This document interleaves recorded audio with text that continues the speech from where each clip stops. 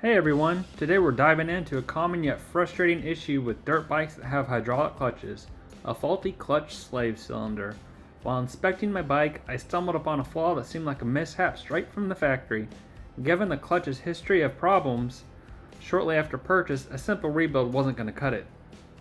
I weighed my options. A rebuild kit was $50, a complete replacement cylinder was $80 for a Braktec, and then a Brembo was $160. However, aiming for the best solution, I opted for the Rekluse slave cylinder at $220. It seemed to be the best performing.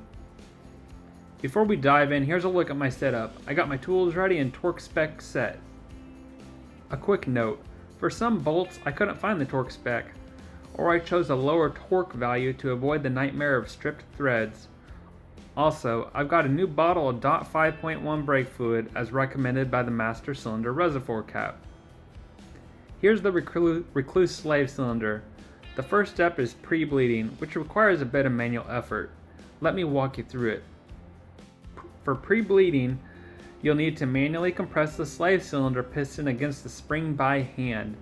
This allows the brake fluid to be sucked into the cylinder. It's a repetitive process. Push, release, and observe the fluid getting drawn in. You'll keep at this until no more fluid gets sucked in, indicating that the cylinder is properly filled. It's a crucial step to ensure a smooth installation and operation later on. Let's get started. First, we'll loosen the clutch hose banjo bolt before tackling the slave cylinder itself.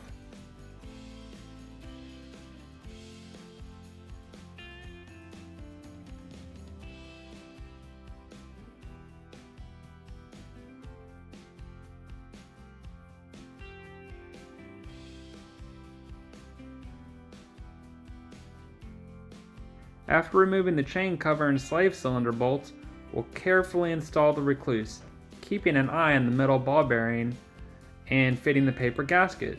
We need to ensure that middle ball bearing stays in place. A word of caution, installing the slave cylinder will cause some brake fluid to spill all over your engine case due to the push rod compressing the piston and ejecting the brake fluid that you just filled. It's a bit of a mess, but it's part of the process.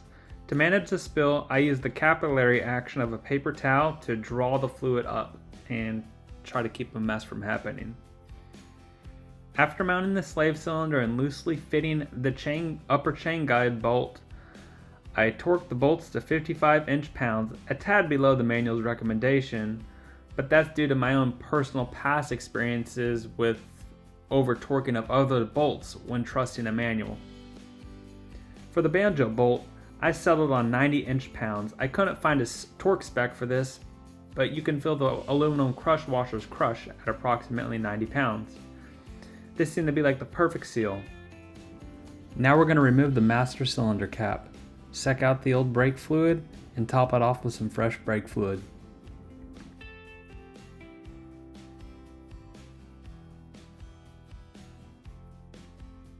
Bleeding the clutch was an adventure after previous mishaps I've had. With that said, this method I'm using here has been working great for me, and the risk of making a huge mess is pretty low. Squeeze, squeeze, squeeze, hold. Open the bleeder nipple, close the bleeder nipple, release the clutch lever, and you keep repeating this process, ensuring the clutch reservoir never drops too far in the master cylinder. You keep repeating this process until you see no bubbles in the line. I only saw one little bubble and I was good on this bleed, but I did it quite a few times just for good measure. Once you see no air bubbles coming out of the bleeder, you'll top off the master cylinder and the job is done. The manual says the brake fluid should be 4 millimeters below the container rim. Install the brake reservoir cap and go wash your bike now. You're good to go. Despite the Rekluse feeling similar to stock, I'm optimistic about its durability.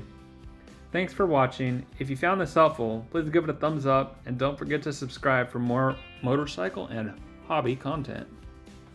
Ride safe.